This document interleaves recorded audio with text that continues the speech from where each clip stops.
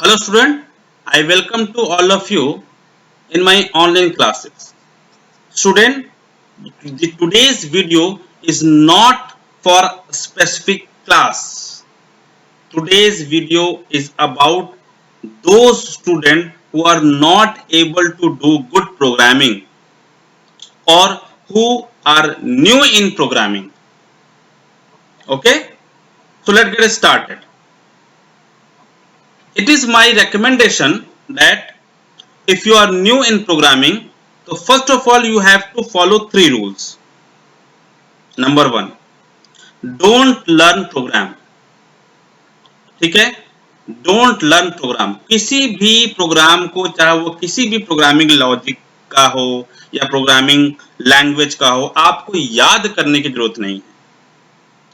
ठीक है, क्योंकि एक प्रोग्राम को बनाने के लिए बहुत सारी लॉजिक यूज की जा सकती हैं. Second, learn syntax and logic building. ठीक है, क्या आपको याद करना है? Learn syntax and building your logic.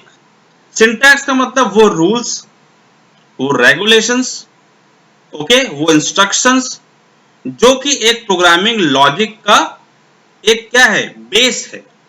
जैसे कि आप अगर कोई लैंग्वेज सीखते हैं, जैसे मान लीजिए हिंदी लैंग्वेज लेफ्ट से राइट लिखी जाती है, इंग्लिश लैंग्वेज लेफ्ट से राइट लिखी जाती है, लेकिन अगर वही उर्दू लैंग्वेज सीखने जाएंगे तो आप तो राइट से लेफ्ट लिखी जाती है.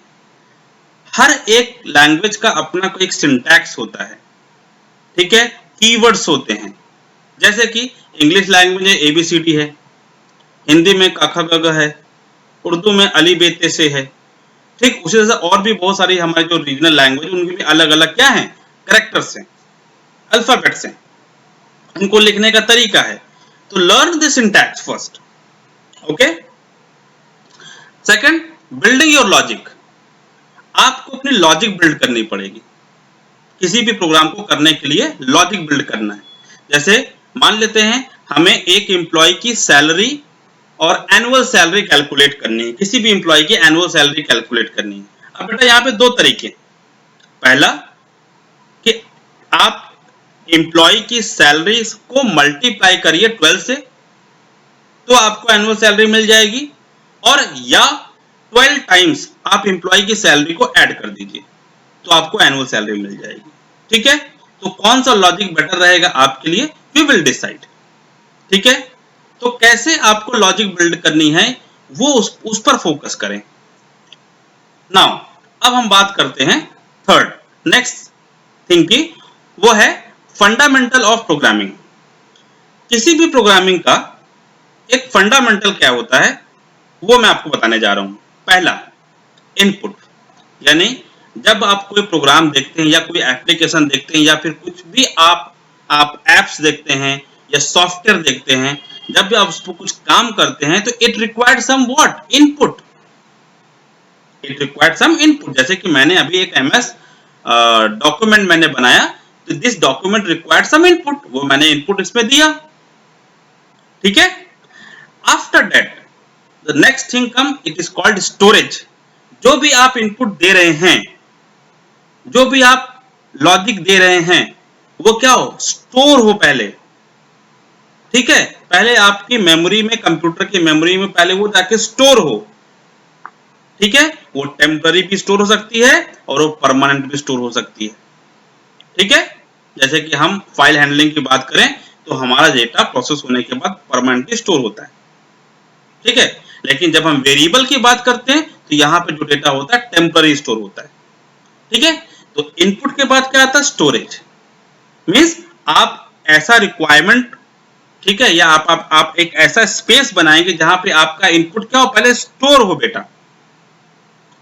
आफ्टर दैट स्टोर के बाद नेक्स्ट आता है प्रोसेस. अब उसके ऊपर क्या प्रोसेस करना है, उस डेटा के ऊपर क्या प्रोसेस करना है, वो आपको पता होना चाहिए. यानी कि आपकी रिक्वायरमेंट, जैसे कि मैंने बोला कि आपको किसी एम्प्लॉय की सैलरी और एनुअल सैलरी निकालनी है, सैलरी नहीं एनुअल सैलरी निकालनी है. तब यहाँ पे बेटा देखिए क्या चीज आएगी. सबसे पहले you required an input, you have to ask first the employee salary. जब भी आप मुझसे पूछेंगे कि sir if I want to calculate any person's salary, annual salary, then I will say first of all you have to identify the employee monthly salary, you will ask first, आप monthly salary आपने लिया, ये input हो गया बेटा।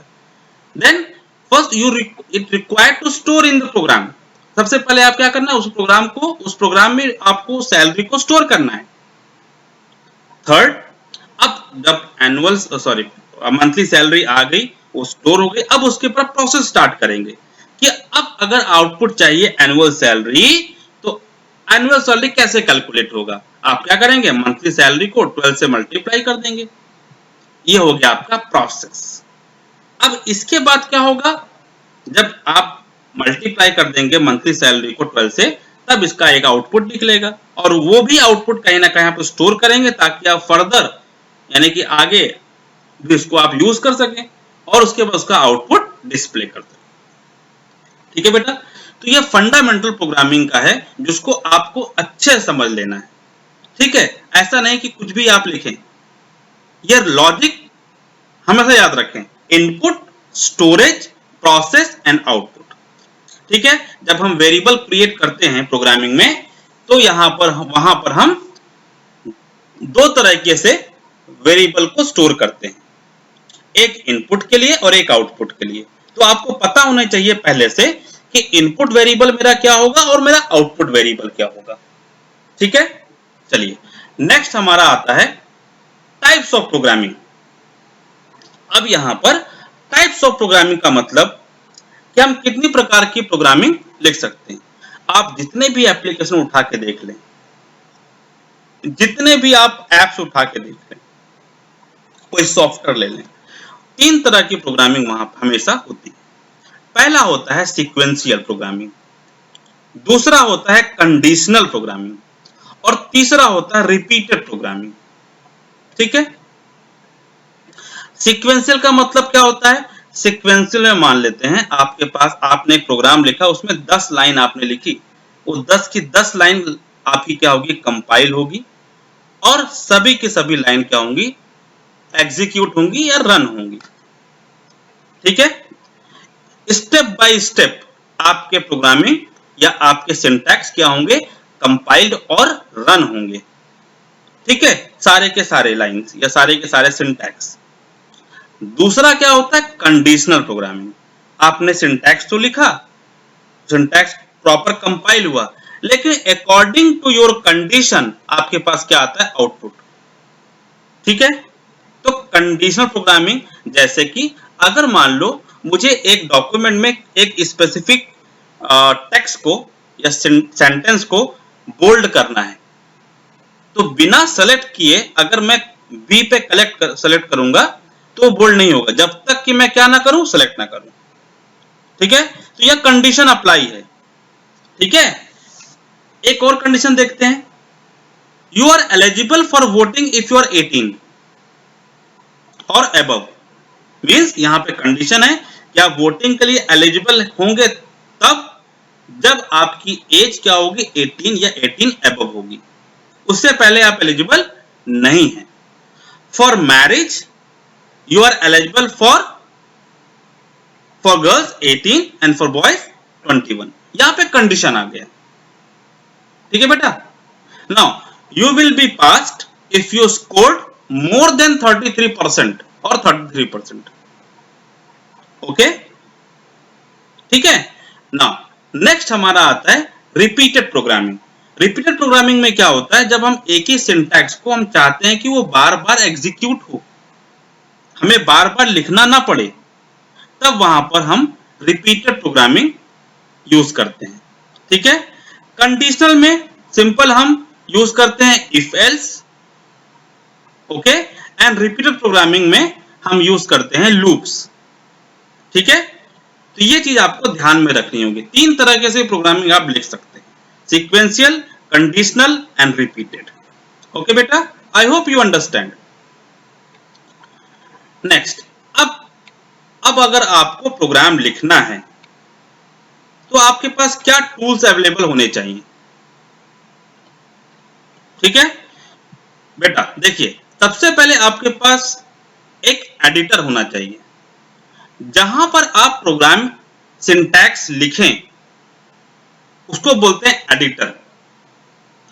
दूसरा होता है कंपाइलर, अब आपको पता होगा कि जो प्रोग्रामिंग लैंग्वेज होती हैं वो हमारी हाई लेवल लैंग्वेज होती है, ठीक है। वो लैंग्वेज मशीन यानी कि कंप्यूटर अंडरस्टैंड नहीं कर सकता है। Computer understand only the binary और मशीन लैंग्वेज लाइक 0 1s। तो आपके पास एक क्या होता है, कन्वर्टर, जो आपके हाई लेवल प्रोग्रामिंग कोड को लो लेवल प्रोग्रामिंग में, असेंबली लैंग्वेज में कन्वर्ट कर देता है, ताकि वो प्रॉपर कंप्यूटर अंडरस्टैंड कर सके और फिर उसका क्या निकल के आए, आउटपुट निकल के आए। तो you required editor, you required compiler and you required output window. Means आपने जो सिंटैक्स लिखा, आपने जो प्रोग्राम लिखा किसी स्पेसिफिक चीज का, उसको कंपाइल किया, कंपाइल करने के बाद आपका आउटपुट सही आ रहा है, लॉजिकल आउटपुट सही है या नहीं, उसको देखने के लिए आपके पास होना चाहिए आउटपुट विंडो, ठीक है। अब आता है नेक्स्ट, टेस्टर। टेस्टर क्या होता है, टेस्टर चेक करता है कि आपके प्रोग्राम में जो प्रोग्राम लिखा है उसमें कितनी मेमोरी यूज हो रही है, ठीक है, या कितनी वेस्ट हो रही है। तो टेस्टर उससे एनालाइज करते हैं आपका प्रॉपर कोड रन कर रहा है या नहीं कर रहा है, इट टेक्स टाइम्स और नॉट, ठीक है, कितना टाइम ले रहा है, कितना टाइम कंज्यूम कर रहा है, ये टेस्टर क्या काम है। फिर आता है डिप्लॉयमेंट। जब सारी चीजें सही हो जाती हैं, मींस आपका प्रोग्राम राइट है, कुछ प्रॉब्लम नहीं है, उसके बाद डिप्लॉयमेंट। इसका मतलब क्या, जब इसको आप डिप्लॉय करते हैं, जब इसको इंस्टॉल करते हैं किसी स्पेसिफिक वेब सर्वर पर या फिर किसी स्पेसिफिक कंप्यूटर पर, ठीक है, एप्लीकेशन बनाने के बाद। तो ये चीजें आपको चाहिए होती हैं बेटा, ठीक है।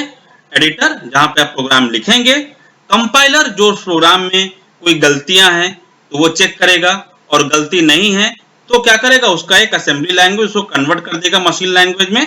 देन मशीन क्या करेगा, आपका ऑपरेटिंग सिस्टम क्या करेगा, उसको रन करेगा, एग्जीक्यूट करेगा, और आपको क्या करके देगा, एक डिस्प्ले देगा, एक आउटपुट देगा, जिससे आपको पता चलेगा कि जो हमने प्रोग्राम लिखा वो सही है या नहीं, जो हमारा आउटपुट डिजायर आउटपुट है वो आ रहा है या नहीं आ रहा है।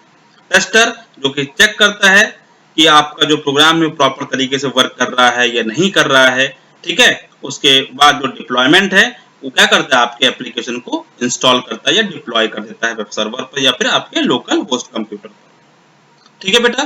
तो आई होप ये तीन चीजें आपको समझ में आ गई होंगी। पहला क्या है, डोंट लर्न प्रोग्राम, ठीक है, learn syntax and building logic. दूसरा है फंडामेंटल प्रोग्रामिंग में आपको ध्यान रखना है, कोई भी प्रोग्राम लिखने से पहले आपको तीन चीजें, बेसिक हमारा यही है फिलहाल अभी है, ठीक है, कोई भी तीन चीज आपको ध्यान रखनी है, इनपुट, ठीक है, storage, process and output. Storage जो है ये इंटरनल है, ठीक है, जब आप इनपुट देंगे तो स्टोरेज का मतलब क्या, वो एरिया जहां पे आपका इनपुट स्टोर होगा। फिर क्या होता है प्रोसेस, इसके लिए आप लॉजिक लगाते हैं, and then after processing we will get output, ठीक है। इसके बाद मैंने बताया आपको तीन तरीके से प्रोग्राम लिख सकते हैं, सीक्वेंशियल, जहां पे आपका स्टेप बाय स्टेप आपका एप्लीकेशन सिंटैक्स रन होता है, कंपाइल होता है, एग्जीक्यूट होता है। कंडीशन में क्या होता है, अकॉर्डिंग टू द कंडीशन आप एक कोड रन करते हैं, आपका आउटपुट आता है। जैसे कि मान लीजिए आपने 2 नंबर एंटर किया और उसमें से आपको पता करना है कि कौन सा बड़ा है number, which number is greater than, ठीक है। तो 2 नंबर आप एंटर करेंगे, या दोनों इक्वल होंगे या दोनों में से कोई एक बड़ा होगा, तो इसके लिए आप कंडीशन प्रोग्रामिंग लिखेंगे। या मान लेते हैं आपको जनरेट करना है, 2 का टेबल जनरेट करना है, तो इसके लिए आप 2 multiply 1, 2 multiply 2, 2 multiply 3 print statement में नहीं लिखेंगे, आप क्या करेंगे, लॉजिक लगाएंगे, जिससे आपको प्रिंट का स्टेटमेंट एक ही बार लिखना पड़े और वो लूप के अंदर बार बार एग्जीक्यूट जब तक उसी कंडीशन सेटिस्फाइड नहीं होती है। ये हमारा हो गया रिपीटर प्रोग्रामिंग, ओके। तो I hope you understand the basic fundamental of programming. अब बेटा मैं जो आपको बताने जा रहा हूं वो नेक्स्ट क्या है, एक simple example about the sequential programming, about the conditional programming और अबाउट द रिपीटेड प्रोग्रामिंग। इसका मैं सिंपल एग्जांपल आपको बताने जा रहा हूं, ठीक है। Now I am going to show you simple example which I discussed with you, that is sequential programming, conditional programming and repeated programming, okay बेटा। चलिए सबसे पहला हम देखने जा रहे हैं सीक्वेंशियल प्रोग्रामिंग, ठीक है। चलिए सबसे पहले मैं बता दूं आपको कि ये मेरा एक एडिटर है जहां पे मैं प्रोग्राम लिखूंगा, ठीक है, कंपाइल करूंगा इसको यहां पर हमारे सेल पर, ठीक है। ये हमारा कंपाइलर है जो हमारे सिंटैक्स को क्या करेगा, कंपाइल करके इसका आउटपुट दिखाएगा, ठीक है। तो ये एडिटर हुआ हमारा। अब सबसे पहले हम क्या करने जा रहे हैं, हम एक सीक्वेंशियल प्रोग्रामिंग लिखने जा रहे हैं। जैसे कि हमें क्या करना है, हमें कैलकुलेट करना है एडिशन ऑफ 3 नंबर्स।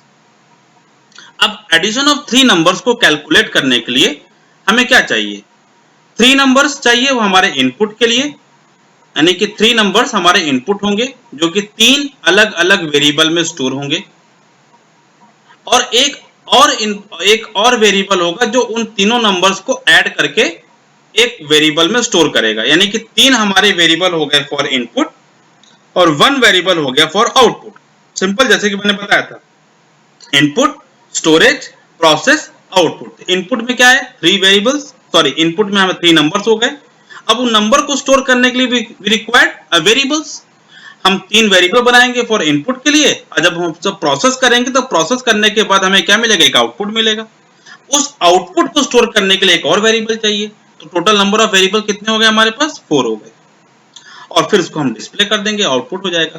चलिए ठीक है, तो हम सिंटैक्स आपको पता है कि सिंटैक्स क्या होता है, ठीक है। सिंटैक्स वो रूल्स हैं जो आपको हेल्प करते हैं किसी प्रोग्राम को लिखने के लिए। तो पाइथन में हम जो सिंटैक्स यूज करने जा रहे हैं, तो display a message for user to enter a number first. तो फॉर दैट प्रिंट, ये हमारा सिंटैक्स है, एंटर योर फर्स्ट नंबर, ठीक है बेटा। ये हमने क्या कर दिया, ये पहला नंबर हमने एंटर कराया। कैसे कराएंगे, अभी सिंटैक्स है, हमने इसके लिए n1, ये हमारा वेरिएबल हो गया, ठीक है। वेरिएबल का लिखने का सिंटैक्स है, वेरिएबल का लिखने का हमारा रूल्स है, वो आपको मैंने डिस्कस किया था इसके पहले, तो I hope you understand. Equal to, यहाँ पे लिख दिया मैंने इनपुट, int इनपुट, ठीक है। फिर हमने लिखा प्रिंट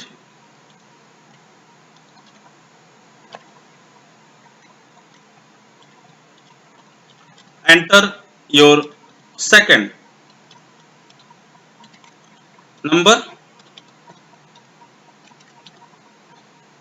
ठीक है बेटा। अब इसके लिए भी हम क्या करेंगे, इनपुट लेंगे n2, ये दूसरा वेरिएबल हो गया। अब क्या लॉजिक मैं लिख रहा हूं, क्या मैं सिंटैक्स, इसके पहले मैंने डिस्कस किया है क्लास में कि मैं यहाँ पे इंटीजर क्यों लिख रहा हूं पहले, ठीक है, वो मैंने आपको क्लास में डिस्कस किया है। इनपुट,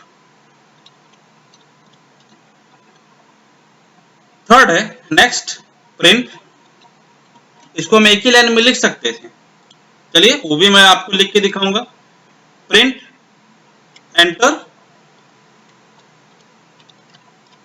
योर थर्ड नंबर,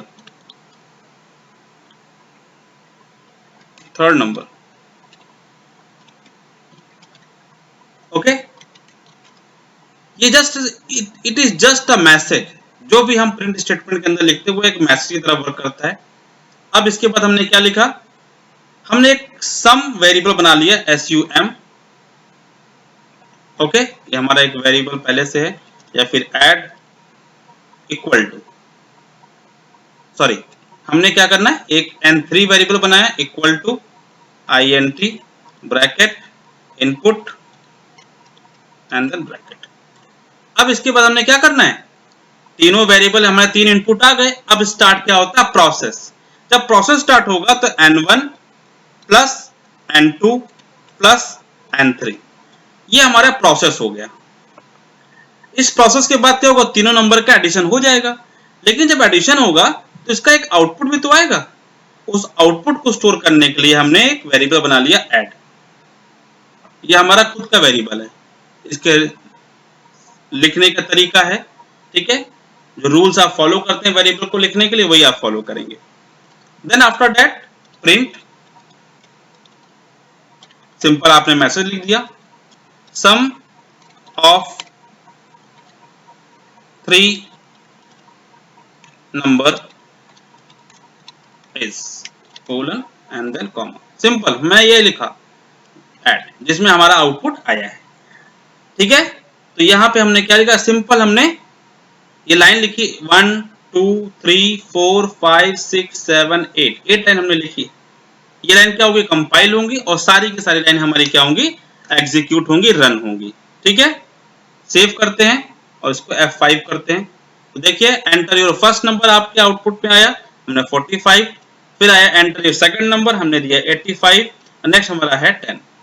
ठीक है, जैसे हम एंटर करते हैं तो आपके पास आउटपुट क्या आता है, सम ऑफ 3 नंबर इज 140। तो देखा बेटा, हमने क्या किया, 3 इनपुट हमने लिए, उसका हमने प्रोसेस किया और ये हमारा क्या आया, एक आउटपुट आया। ठीक है, हम सिंटैक्स पे वापस जाते हैं।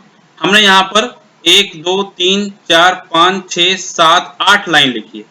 क्या हम इस लाइन को कम कर सकते हैं? तो चलिए, बेस्ट प्रोग्रामिंग वही होती है जिसमें हम कोड कम करें।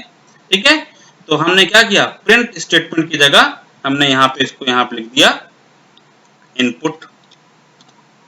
ठीक है, और यहाँ पे हमने लिख दिया n1 इक्वल टू, और उसके पहले हमने लिख दिया इंटीजर।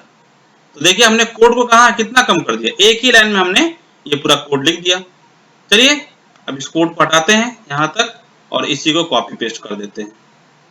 आप लोग कॉपी पेस्ट मत करिए क्योंकि यू आर लर्निंग, आप अभी सीख रहे हैं, तो to avoid copy paste.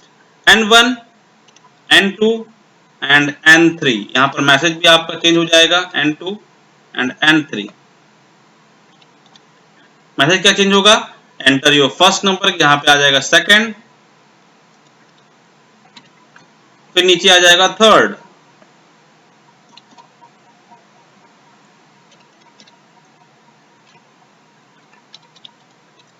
Number. ठीक है, फिर एडिशन में n1 plus n2 plus n3 and same thing coming. Compile control plus S F। ये देखिए इस बार हमारा आउट जो इनपुट पूछ रहा है वो सेम लाइन में पूछ रहा है। हमने दिया 80 79 एंड 11। ठीक है, 11 एंटर किया हमने, तो आपको इस बार आउटपुट क्या मिला, सम ऑफ 3 नंबर इज 170। ठीक है, तो इस तरह से हमने क्या देखा, जितने भी हमारे कोड इस बार देखा लाइन कम हो गई, 1 2 3 4 5। पिछले बार 8 लाइन थी, इस बार हमारे पास 5 लाइन है। ठीक है, तो इस तरह से अभी हमने, ये हमारा सीक्वेंशियल प्रोग्रामिंग का सिंपल एक एग्जांपल हो गया बेटा। ठीक है, अब हम जा रहे हैं आपको बताने कैसे हम कंडीशनल प्रोग्रामिंग लिखेंगे। ठीक है, चलिए अब हम कंडीशनल प्रोग्रामिंग इसी में ऐड कर सकते हैं।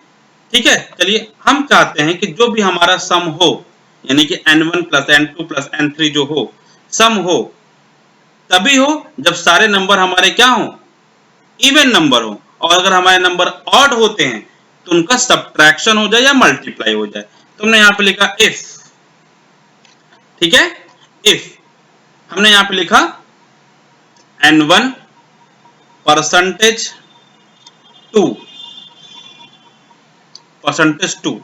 Is equal to 0। ओके बेटा, फिर लिखा एंड, फिर लिखा n2 %2 is double equal to 0। फिर लिखा हमने and n3 %2 double equal to 0। अब ये हमारा एक सिंटैक्स हो गया। अब इस सिंटैक्स में हमने क्या करना है, ये एडिशन करना है, अदरवाइज हमने क्या कर देना है, एल्स कोलन मल्टीप्लाई कर देना है। मल्टीप्लाई का मतलब या फिर सब्ट्रैक्ट कर देते हैं, SUB इज इक्वल टू, या फिर मल्टीप्लाई करते हैं, मल्टीप्लाई के product PROD, product is equal to n1 multiply n2 multiply n3। ठीक है, अब इस बार हम क्या करेंगे, इस बार हमने यहीं पर मैसेज दे दिया। क्या मैसेज दिया हमने, कंट्रोल C,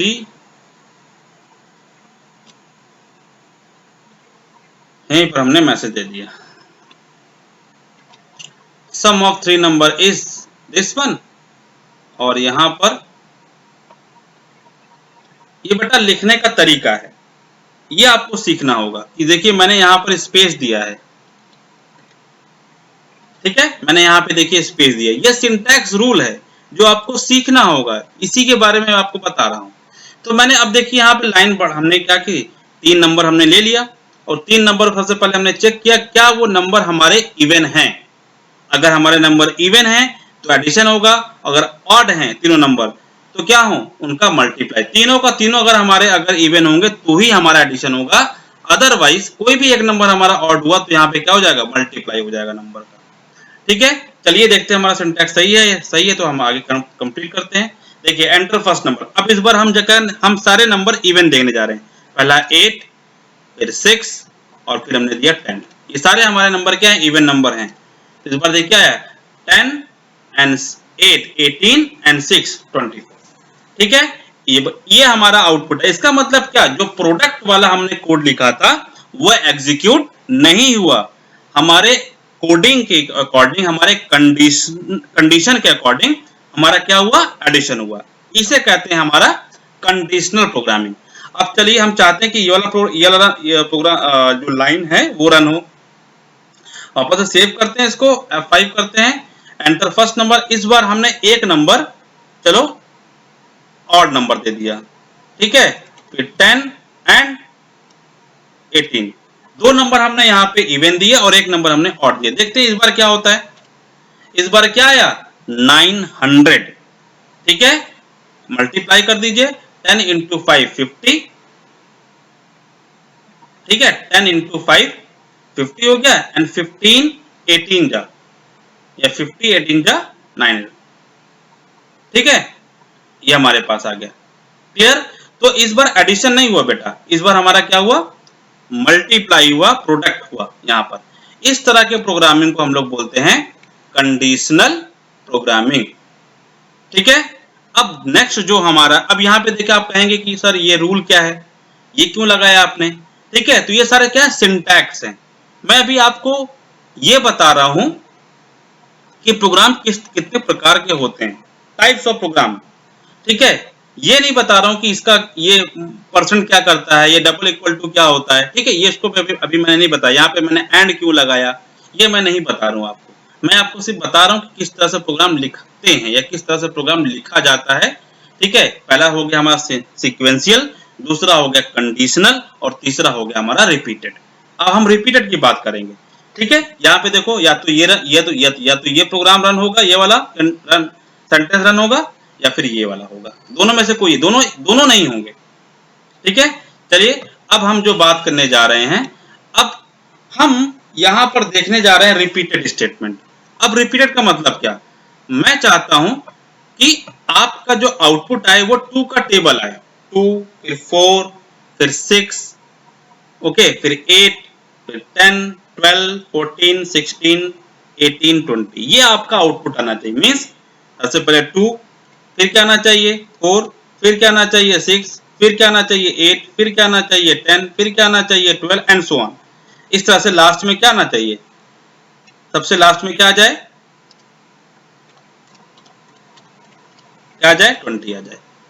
ठीक है, लास्ट में क्या आना चाहिए, 20 आ जाए। तो मैं चाहता हूं इस तरह का कुछ आउटपुट आए। तो सिंपल तरीका है, हम प्रिंट स्टेटमेंट लिख सकते हैं। चलिए हम लिख के दिखाते हैं, देखिए इसी को समझना है बेटा। सबसे पहले लिखा हमने प्रिंट, हमने यहाँ पे क्या लिख दिया, हमने यहाँ लिख दिया डबल इन्वर्टर कॉमा के अंदर 1। ठीक है, अब इसी को हमने क्या किया, 10 टाइम्स कॉपी पेस्ट कर दिया।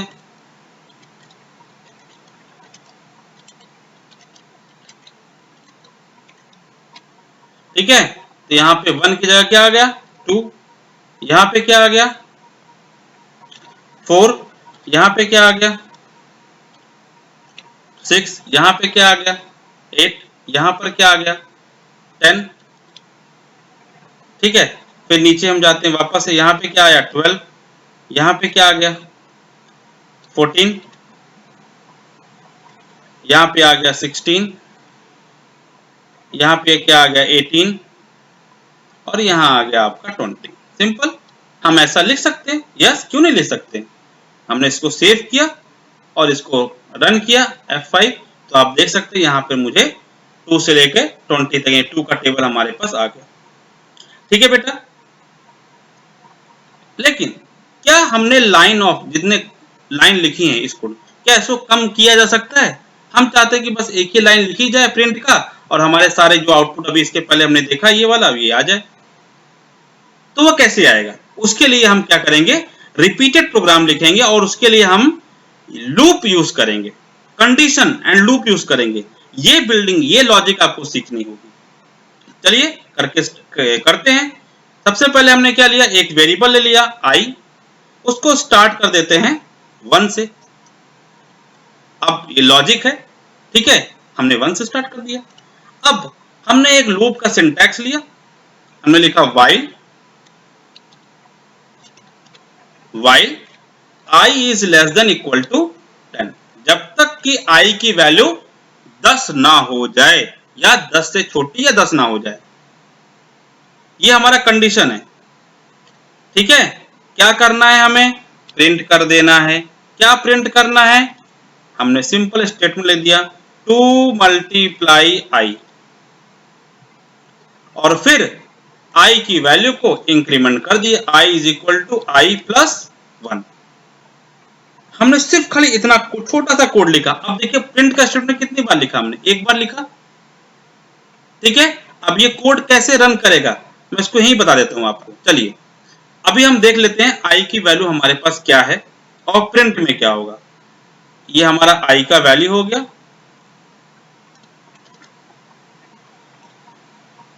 i का वैल्यू हो गया। ठीक है, सबसे पहले i की वैल्यू हमारे पास है क्या, i इक्वल टू है क्या, i इक्वल टू पहली बार है 1। ठीक है, तो i की वैल्यू यहां पर क्या होगी, 1 होगी, जो कि लेस है किससे, 10 से। इसका मतलब ये कंडीशन जो है ये है ट्रू। ठीक है, ये कंडीशन ट्रू है तो आपका जो कर्सर है वो नीचे इधर आ जाएगा और क्या कर रहा है, प्रिंट स्टेटमेंट है तो प्रिंट करेगा। क्या प्रिंट कर देगा, 2 इंटू i। अब i की वैल्यू क्या है 1, तो यहां पे वैल्यू क्या हो जाएगी i की 1, 2 इंटू 1 2। आपको पता है 2 इंटू 1 का मतलब 2 होता है, प्रिंट हो जाएगा 2। नेक्स्ट टाइम क्या होगा, अब इसी के बाद क्या होगा, ये वाली लाइन एग्जीक्यूट होगी, i is equal to i plus 1। i की वैल्यू क्या है 1, 1 प्लस 1 कितनी हो गई 2 और वापस से यहां पर i की वैल्यू क्या हो जाएगी 2। देखिए ना, इक्वल टू का मतलब क्या है, जब आप मैथमेटिकल में x y z की वैल्यू असाइन करते हैं तो x is equal to 5, y is equal to 3 and z is equal to 9 ऐसा करते हैं। इक्वल टू मतलब x एक वेरिएबल है जिसकी वैल्यू हमारी 5 है, 3 है, 2 है, समथिंग। उसी तरह से मैंने यहां पे कर दिया i is equal to i plus 1, जो भी i की वैल्यू है उसको 1 से इंक्रीमेंट करो और उसको वापस से i में प्लेस कर दो। तो i की वैल्यू 1 है, 1 प्लस 1 2 हो गया और वापस से 2 कहां प्लेस हो गया, i में। तो अब नेक्स्ट टाइम i की वैल्यू क्या हो गई, 2 हो गई। इस बार फिर चेक किया गया code, 2 is less then 10, yes, again this condition is satisfied, condition is true. Again क्या होगा, 2 इंटू इस पर क्या i की वैल्यू क्या है 2 है, 2 इंटू 2 कितना हो गया 4। ठीक है, ये स्टेटमेंट प्रिंट हो गया। फिर क्या होगा, i is equal to i plus 1, 2 plus 1 3 हो गया और 3 वहां कहां प्लेस कर देना, i में कर देना है। इस बार i की वैल्यू क्या हो गई 3 हो गई। अब वापस चेक किया गया code, 3 is less then 10, yes, condition again true. तो 2 इंटू 3 कितना हो गया 6, है ना। i की वैल्यू अगर 3 है तो यहाँ पे प्रिंट स्टेटमेंट क्या होगा 6 हो जाएगा, तो 6 प्रिंट हो जाएगा। फिर i की वैल्यू क्या होगी, i 3 है, 3 प्लस 1 4, i की वैल्यू क्या हो गई 4 हो गई। तो इस तरह से बेटा देखिए जब i की वैल्यू 9 हो क्या होगा, 9 इज लेस देन क्या 10, अगेन ट्रू।